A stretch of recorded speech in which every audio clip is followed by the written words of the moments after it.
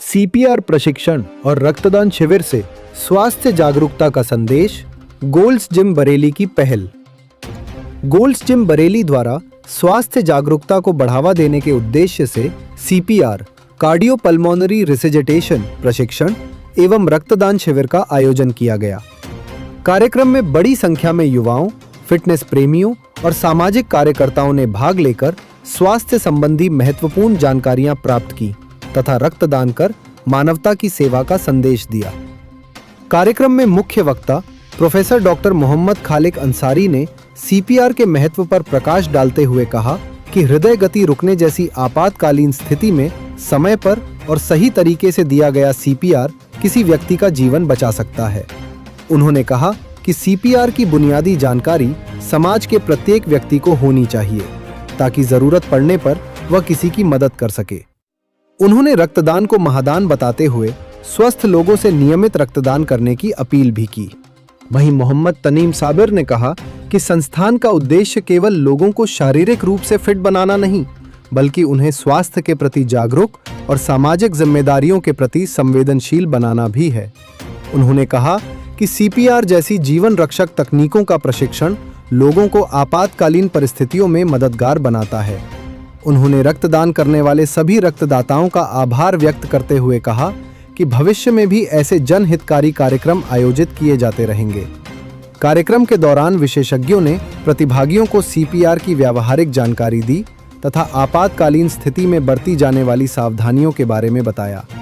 अंत में आयोजकों ने सभी प्रतिभागियों, रक्तदाताओं एवं सहयोगियों का धन्यवाद किया। खालिक साहब, आज रोहिलखंड मेडिकल कॉलेज और गोल्ड जिम के कोलैबोरेशन में एक कार्यक्रम जो आपने रखा है, क्या कार्यक्रम है और किस उद्देश्य से रखा है?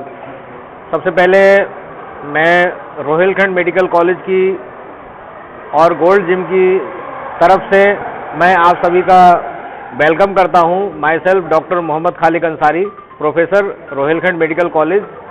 हमारे साथ हैं हमारे सीनियर एडमिनिस्ट्रेटिव ऑफिसर तस्लीम खान जी हैं, हमारे assistant professor doctor Mohammad Tanim Sabir हैं और साथ में हमारे जो है गोल्ड जिम के मैनेजर कृष्णा जी हैं।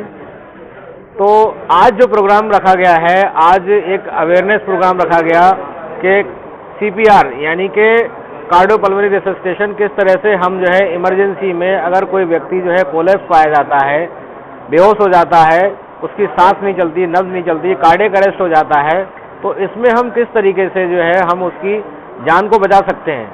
चेस्ट कंप्रेशन हमने करके दिखाया, हमने 1 बाय करके सभी लोगों को समझाया किस तरह से चेस्ट कंप्रेशन करना है, कितनी बार करना है। ठीक है, 120 बार चेस्ट कंप्रेशन करना होता है इसमें, और बारी बारी से जो है हमें अगर 2-3 लोग हैं तो स्टेप चेंज करके जो है हमें करना है।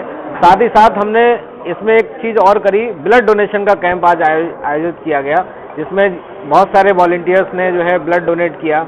और ब्लड डोनेशन की एक सबसे अच्छी खासियत ये होती है कि जब भी हम जो है ब्लड डोनेट करते हैं तो हमारी बॉडी में 3 महीने के अंदर एक नया ब्लड बनता है।